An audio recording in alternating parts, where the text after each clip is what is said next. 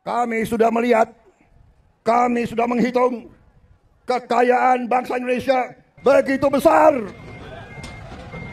Masalahnya, maling-malingnya juga banyak. Kami akan bekerja keras agar semua warga negara Indonesia bisa dapat pelayanan kesehatan yang sebaik-baiknya. Indonesia kaya, tapi air mineral saja mereka sita. Friends, welcome to the Manuscript Papua YouTube channel. Hi everyone, thank you for joining us here at Manuscript Papua. Pernyataan Presiden Prabowo Subianto bahwa Indonesia kaya telah menjadi mantra politik yang menjanjikan harapan baru bagi rakyat. Ia menekankan bahwa kekayaan Indonesia harus dirasakan oleh semua warga, bukan hanya dikuasai oleh elit atau dirampas oleh koruptor. Retorika ini kuat, patriotik, dan menggugah. Saya yakin Indonesia akan bubar. Maka oleh sebab itu, bangsa-bangsa yang ada di luar Pulau Jawa mulai saat ini harus mempersiapkan diri. Begitu Indonesia bubar, kita langsung mendeklarasikan diri merdeka. Namun, insiden yang terjadi di Pati, di mana Satpol PP menyita belasan dus air mineral sumbangan warga untuk peserta aksi damai, menolak kenaikan pajak bumi dan bangunan, PBB, menunjukkan adanya jurang antara kata dan kenyataan. Aksi solidaritas rakyat kecil yang menyumbangkan air minum diperlakukan seolah-olah melanggar hukum. Padahal itu adalah bentuk partisipasi dalam demokrasi. Penyitaan sumbangan air oleh aparat bukan hanya soal prosedur. Ini adalah gejala dari masalah yang lebih dalam, pendekatan kekuasaan yang belum berpihak pada rakyat. Tindakan ini kemudian dikoreksi setelah tekanan publik yang memperlihatkan lemahnya prosedur, serta refleks represif dari aparatur negara terhadap suara warga biasa. Disinilah retorika Indonesia kaya mulai tampak retoris belaka. Bagaimana bisa negara yang disebut kaya ini justru merasa terancam oleh air mineral yang dibagikan dalam aksi damai? Jika benar Indonesia kaya, mengapa wujud solidaritas sederhana justru disita oleh aparat? Ketika rakyat harus melawan hanya untuk mempertahankan air, kekayaan yang dijanjikan terasa seperti ilusi. Presiden Prabowo juga berjanji untuk melakukan efisiensi anggaran dan memberantas pemborosan. Tapi insiden di Pati menggarisbawahi ironi yang mencolok.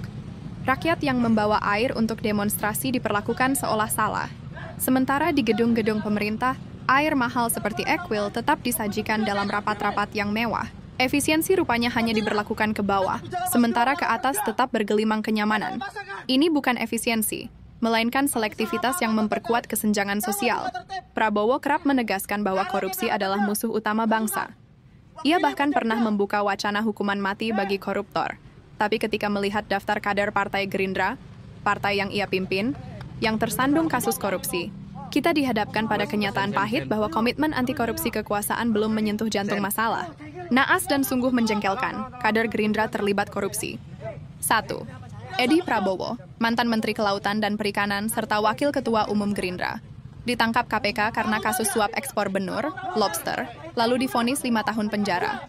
Ia adalah sosok dekat Prabowo, dan kasusnya menjadi pukulan telak terhadap integritas partai.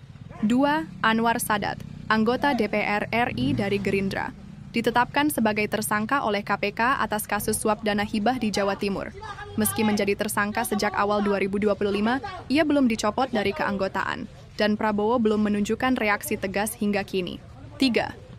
Muhammad Taufik, mantan Wakil Ketua DPRD DKI dari Gerindra, yang pernah menjadi terpidana korupsi dan kembali terseret dalam penyidikan KPK. Walau tidak lagi aktif di partai saat kasus terbaru mencuat, jejaknya tetap menempel pada citra Gerindra. Mengapa Prabowo tak menjatuhkan hukuman mati untuk koruptor?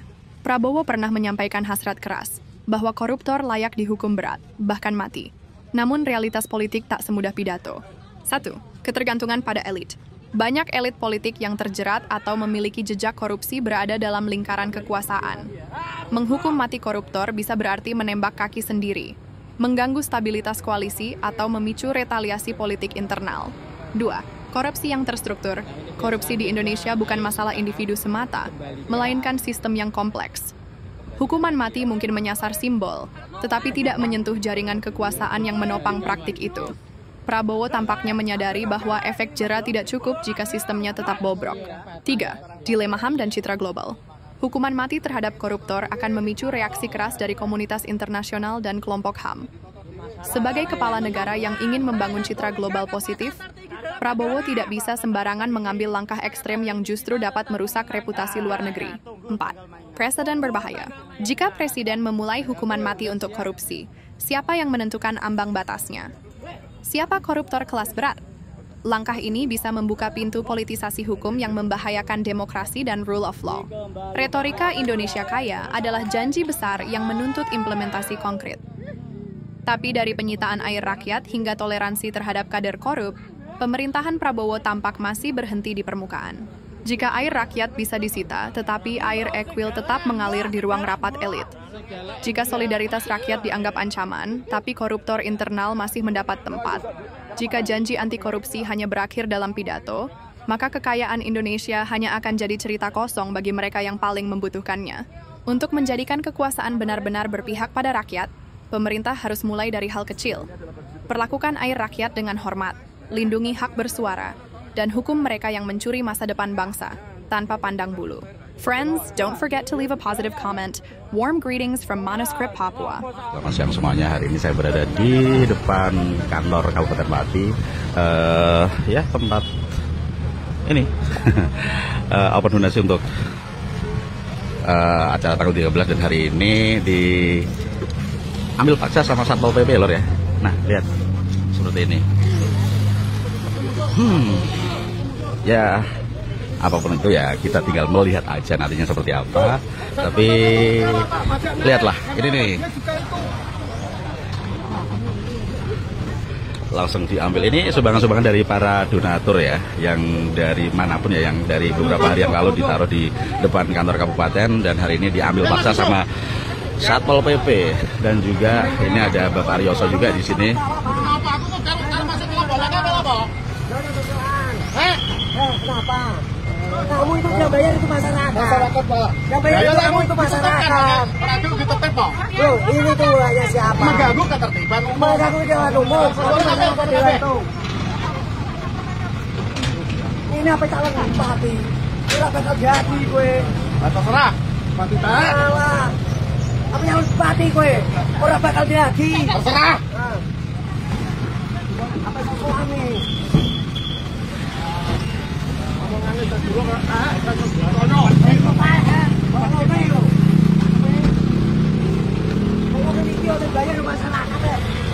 Kalau pajak tidak naik, tapi kenyataannya apa? Pajak naik sampai 250%.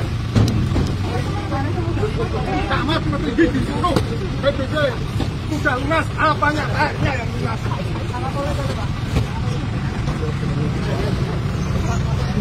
Amit, amit, amit, amit. Ini adalah air mineral dan juga ada minisan yang dikumpulkan beberapa hari, lebih dari seminggu dikumpulkan, tapi hari ini diambil paksa oleh Satpol PP. Ya, kita tinggal lihat aja nanti seperti apa teman-teman yang sudah ya capek-capek ya untuk bikin ini nih.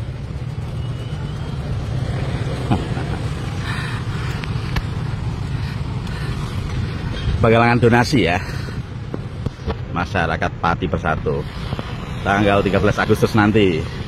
Oke. Ya pemirsa, hari ini saya berada di kantor Satpol PP Pati, ya masyarakat Pati Bersatu yang dalam penggalangan donasi demo 13 Agustus. Ya, ini mendatangi di Satpol PP pemirsa. Ayo boleh no, aku jawab. Ada itu pencurian, tahu nggak? Tidak ada itu rampok. Supirnya musik. Ayo menerau gina masyarakat Pati, Pak. Itu amanah kita harus dijaga. Malah kalian rampok. Kita bilang itu milik saya. Kita milik saya.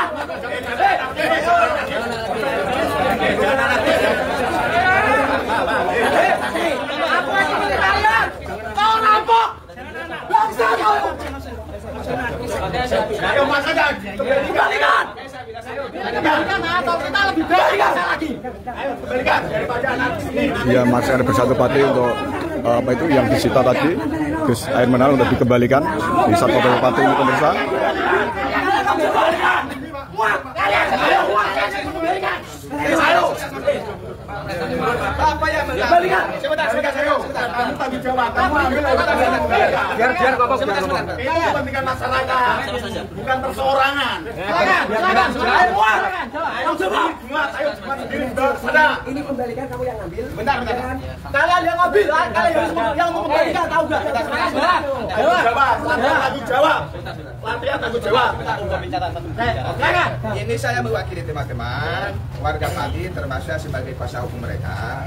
Barang yang kalian lakukan ambil tadi itu adalah melanggar hukum. Itu satu, Pak, ya. Kenapa melanggar hukum? Teman-teman aliasi Pati ini atau warga Pati ini sebelum mereka menempatkan di sana sudah mereka mengirim surat kepada Pemda.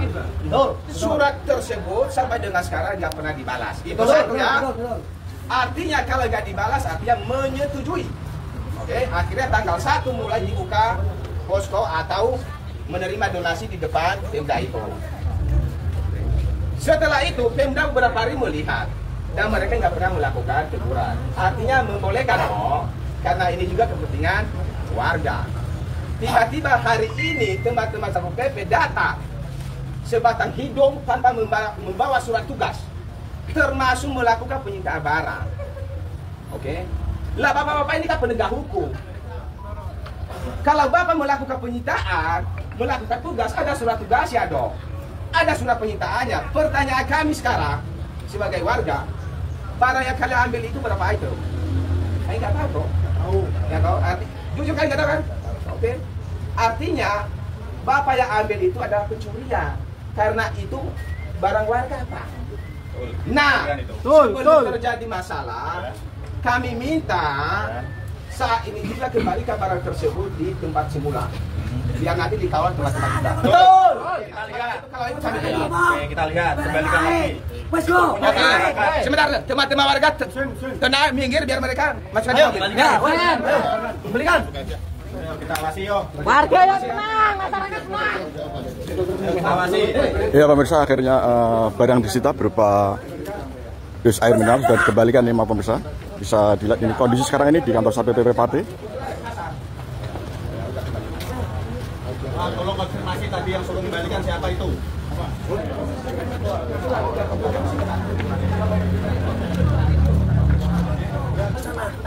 Perang! Yo, perang terus ini pokoknya. Ratakan! Ya pemirsa, ini ada apa tuh menunggu pengembalian barang disita tadi berupa air mineral. Ini adalah kondisi terkini sekarang pemirsa di kantor Satpol PP Pati. Ya, ini barang sudah dikembalikan pemirsa, diangkut di mobil Satpol PP. Yang tadi disita, ya tadi siang ya, sekitar jam 10:30.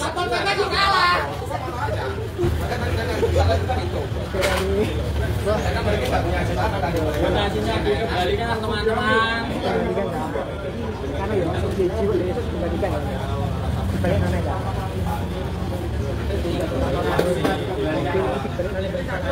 Ya, demikian pemirsa laporan saya di kantor Satpol PP dalam di siang hari ini ya. Manuskrip Papua.